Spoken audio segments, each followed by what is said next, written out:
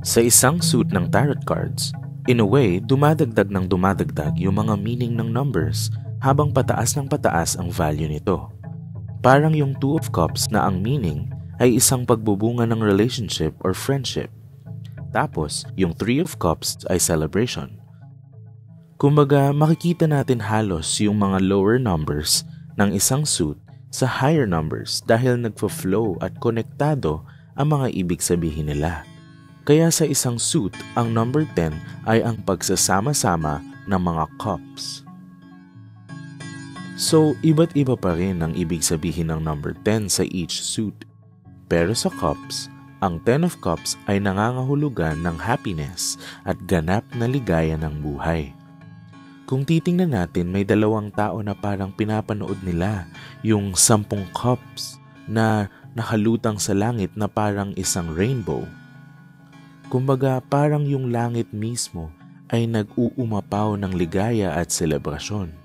Parang galing na mismo sa universe yung blessings. May makikita pa tayong dalawang bata na sumasayaw. So, ang ibig sabihin ng Nine of Cups ay ang kabuuan ng buhay. Na yes, minsan may mga pagsubok at paghihirap tayong mararanasan pero may handog din itong ligaya.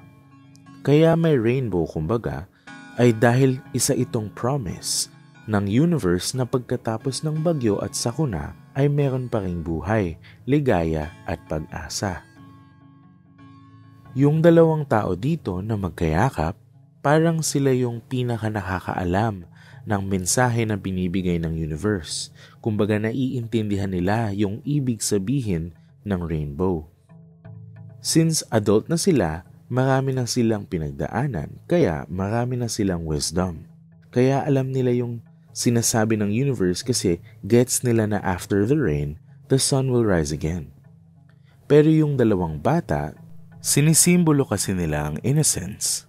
Kumbaga dahil bata pa sila, marami pa silang pagdadaanan na magkaparehong sakit at ligaya, kaya hindi pa nila napapansin o naiintindihan talaga yung mensahe ng universe. Kasi minsan, makikita lang natin ang meaning ng buhay o kabuuan ng kwento kapag napagdaanan na natin ito at tumingin tayo pabalik mula sa dulo. Ngayon, kung ikukumpara natin ang 10 of Cups ni Rider-Waite dito sa 10 of Cups ni Gummy Bear Tarot, makikita natin na halos parehas lang yung itsura ng imahe na pinapakita nila.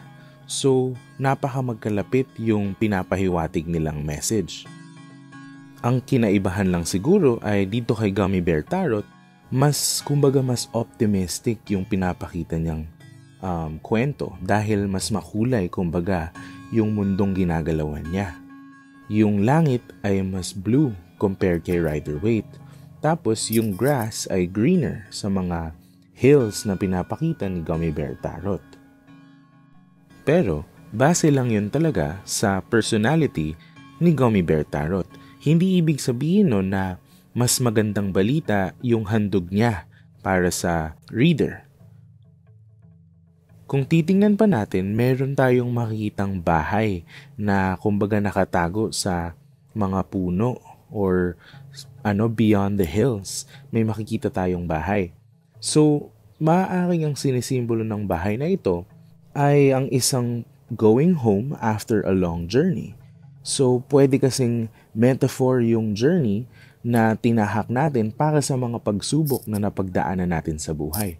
Kumbaga, ang layo ng narating natin, ang layo ng nalakbay natin at ang dami nating napagdaanan. Kaya, yung bahay parang natatanaw na natin yung uuwian nating destinasyon pagkatapos ng mahabang paglalakbay na ito.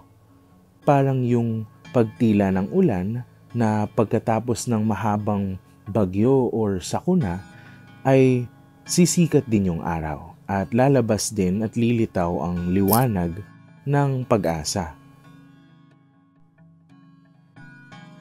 Ngayon, kapag nakabaliktad na ang 10 of Cups, maaaring ang sinasabi nito ay dissatisfaction or hindi ka kontento sa kung anong meron ka. Isang kahulugan dito ay imbis na magbunga ang ligaya sa buhay mo at makita mo yung blessings ng buhay, ay nasa period of pain ka pa. na may pinagdadaanan ka pang mabigat na pagsubok or problema. Something has gone wrong in your life at sadness ang nananaig sa'yo. Kumbaga, hindi pa tumitila yung ulan, hindi pa lumilipas yung bagyo. Or pwede rin naman na may galit sa loob mo. Galit sa mundo dahil pakiramdam mo, hindi mo nakuha yung para sa'yo, na parang may mali. Tapos, galit ka sa mundo kasi feeling mo na daya ka.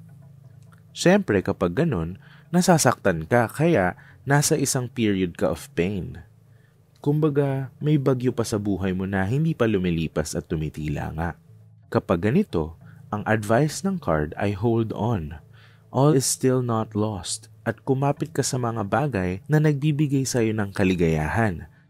Ang mga mahahalagang bagay na meron ka pa. Kumbaga, kumapit ka sa mga bagay na ito para hindi ka tangayin ng bagyo. Huwag kang magfo-focus sa sakit at sadness at galit. Surround yourself with people who love you. Find the happiness in your life because it's always there even when you feel like there's no happiness left.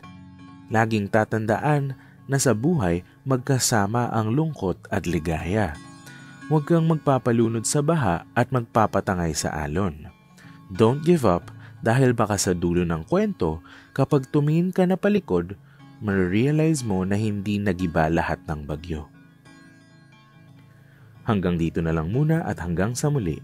Like this video at subscribe sa channel na to para madali niyong mahanap ang mga videos namin about fortune telling.